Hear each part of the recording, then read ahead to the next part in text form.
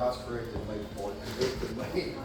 Listen, they was this older guy said, let me tell you something. He said, you do something wrong, God will whip you.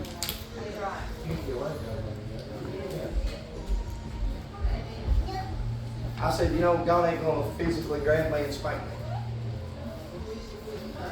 But He will correct me. Let me tell you how this works. When you begin to do wrong, then the Holy Spirit shows up in your life. And there's a conviction that comes on you. Let me tell you, you ever been convicted? Like really convicted? Do you know how tormenting that feels? He didn't have to spank me. He didn't have to, God didn't have to jerk me up, bust me on the hind end and say, now go sit down. The conviction of God gripped me so tight in my heart, I was grieved at what I did. And it wasn't even nothing bad. Like that. Convicted. The Holy Spirit will convict you in your heart and begin to correct the wrong that's in your life. Why? Because He loves you. Because He wants you to go on the right path. And He wants you to make it to heaven. He wants you to live a prosperous life because the Holy Spirit was sent what? To guide you. To teach you. To train you. To comfort you. To love on you.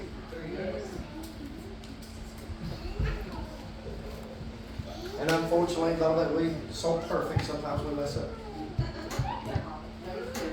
I was talking about Ollie. So we have to begin to create culture here and lifestyles. And it starts more than just in this building. You have to know that. This starts in your life. This starts in your home. This starts in how that you conduct yourself at work. How that you conduct yourself at the gas station. Let me tell you something. That thing that, how many of you already heard what happened in Grady the other day? Yeah. That has plastered all over Facebook. Listen, this is how much that I'm caught up in the culture of today. I didn't know it even happened until about 3 days after that. And I said, what's all this stuff going on about double quick? I said, I didn't understand it. I said, I don't get it. I don't understand it. I don't know what's going on. Yeah, there was something that happened at Pump 7 that you can only probably have to buy, okay? X-rated. Yeah. Yeah, beside Walmart. No, like out in the open. Out in the open. And you know what gets me though? You know what really irritated me about it? Now we've been talking about culture. We've been talking about culture, right? This is how far that your cultures went. Now it's just a big joke. Everybody laughs about it. The men on my job making their jokes and stuff about it. I reached over and I grabbed the dog. I said, ain't gonna listen to you filth today.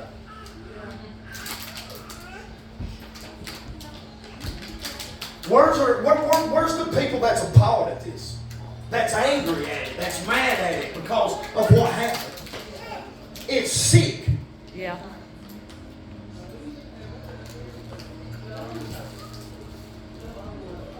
Now you got kids going taking pictures at Pump 7. Oh, I've seen it all over Facebook.